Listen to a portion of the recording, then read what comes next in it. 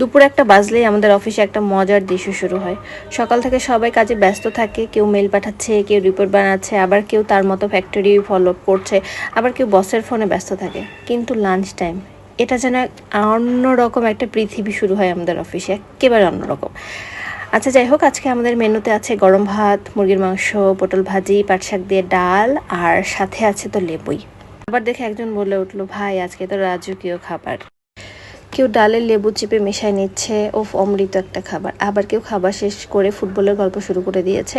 আর ফুটবলের কথা উঠলেই যেন সবাই কোচ হয়ে যায়। একজন বলে এবার ব্রাজিল কাপ নেবে, আরেকজন বলে আরে না ভাই, আর্জেন্টিনার সাথে পারবে না। তৃতীয় জন আবার বলে তোরা কিছুই বুঝিস না। খাবারের টেবিলটা থেকে শুরু হয় বিশ্বকাপের বিশ্লেষণ। এমন সব বিষয় নিয়ে তদন্ত শুরু করে, মনে হয় ফিফা থেকে কিছুক্ষণ পর লোক আসবে।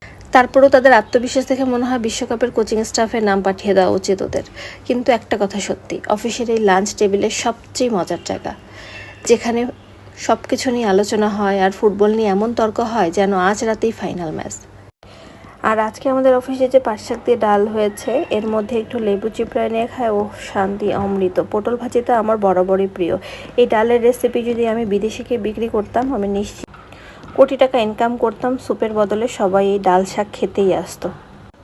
গরম গরম ভাতের সাথে এভাবে একটা পটল ভাজি নিয়ে ভাতটা ভালো করে মেখে মুখে দিতে হবে, মনে হবে যে পৃথিবীর সব সুখ আমার মুখে। আলহামদুলিল্লাহ, আলহামদুলিল্লাহ। পটল ভাজি দিয়ে খাওয়া শেষ করে নিয়ে নিছি আজকে মুরগির গোস্ত। মুরগির গোস্তটা রান্নাটা বেশ মজা ছিল, দেখেই তো বুঝতে পারতেছেন। গপ্পা গপ খেয়ে নিচ্ছি। আর আমি একটু খুব দ্রুতই খাই, আমার ওই ধীরে সুস্থে খাইলে কেন জানি আমার মনে হয় যে খাওয়ার রুচিটা চলে যায়। আমি অল্প খাবো, কিন্তু খুব দ্রুত খাওয়া শেষ করতে হবে আমার, এই হলো আমার অবস্থা। আর তাড়াতাড়ি খেতে আমার বেশ ভালো লাগে।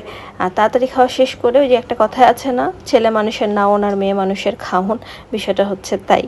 তো যাই হোক, আজকের অফিসিয়াল লাঞ্চটা আলহামদুলিল্লাহ অনেক ভালো ছিল। সব থেকে মজার ব্যাপার হলো, যারা মাঠে 5 মিনিটও দৌড়াতে পারবে না তারাই সব থেকে বেশি ফুটবল নিয়ে তর্ক করে। আরও একটা ইন্টারেস্টিং ব্যাপার হলো, গতকালকে কিন্তু এরা একজনও 10 মিনিটের বেশি খেলা দেখেনি।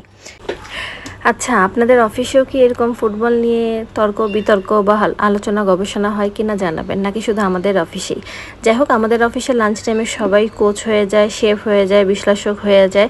তো আপনারা কে কোন দল সাপোর্ট করতেছেন, বা আপনাদের অফিস কোন দল সাপোর্ট করতেছে, কমেন্ট বক্সে অবশ্যই কমেন্ট করে যাবেন। আমাদের অফিসে সব আছে, ইরান, আর্জেন্টিনা, ব্রাজিল, এই দুটা সাপোর্টার বেশি, ইরানের সাপোর্টার একটু কম, ফ্রান্সও আছে। সো সবার অফিসে কে কোন দলের সাপোর্টার কমেন্টে জানাবেন। এখন সবার মুখে কাজ শেষ করে একটাই গল্প, ফুটবল ফুটবল ফুটবল। এর ফাঁকে আমি আমার খাওয়াটা খুব মজা করে খেয়েছি, আল্লাহর নিয়ামত। আপনাদের অফিসে আজকে কী দিয়ে লাঞ্চ হলো অবশ্যই কমেন্টে জানাবেন। ভালো থাকবেন, সুস্থ থাকবেন। আপনার সাথে দেখা হবে আমার অন্য একটা ইন্টারেস্ট ভিডিও নিয়ে। আপনাদের যদি আমার ভিডিওটা ভালো লাগে থাকে, সুন্দর সুন্দর লাইক কমেন্ট শেয়ার করবেন। আপনাদের কমেন্ট পড়তে আমার খুব ভালো লাগে, আর আমি চেষ্টা করি আপনাদের প্রত্যেকটা কমেন্টে রিপ্লাই দেওয়ার। আল্লাহ হাফিজ।